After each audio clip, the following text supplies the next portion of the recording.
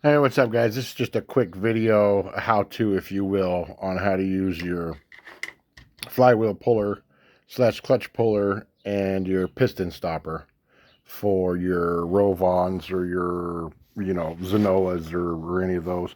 So, you make sure your piston is down, right?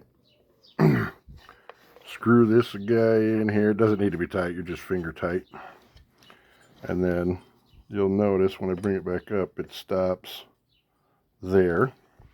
Right now I've got a wonky clutch. Somebody put some weird bolts in here, so I'm going to pop these out real quick, but then I'll be back. Okay, guys, we've got that off. We got our stopper in. We've got the piston butted up against it. 13 mil.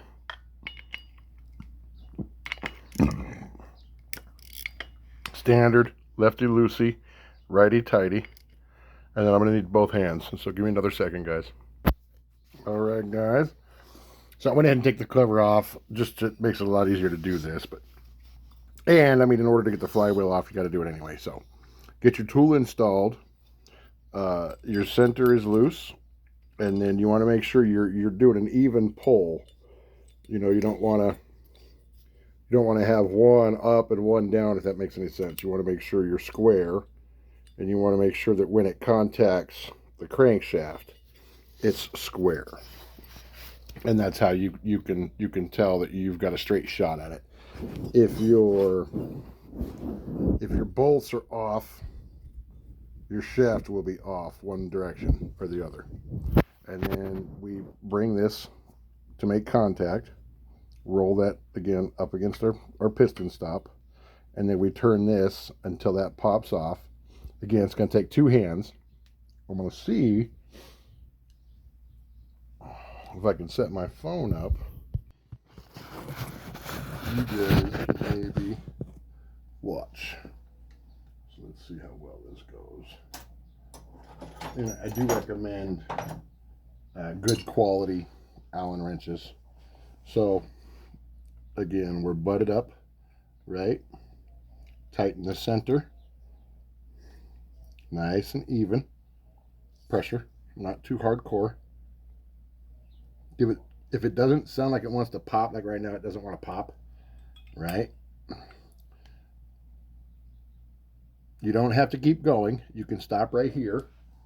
Take yourself a small hammer. Give me 2 seconds, guys.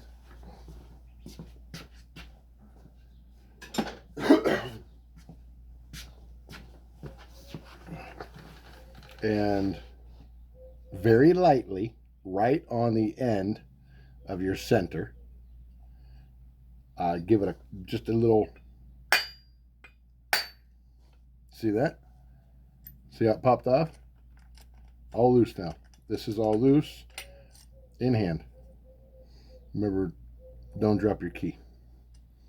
And that's how the tool works. And then you just unscrew these guys.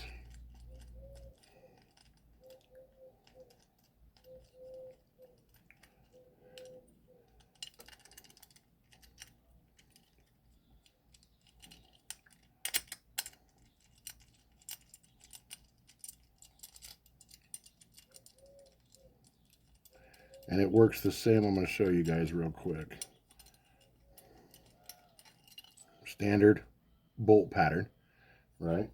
But it also works for your clutch. The difference is, if you were to do this and you put this in the middle, it's not necessarily, it may mess up your threads. So what I do is I install it with the head of this just sticking out a little bit, just a couple of threads in, and so that when it pops, it just pops to that point. But it breaks it free, but it gives your tool something to sit on the center of, and that works really well for me too. And you can always apply heat as well. This clutch holder is gone, but you guys get the idea.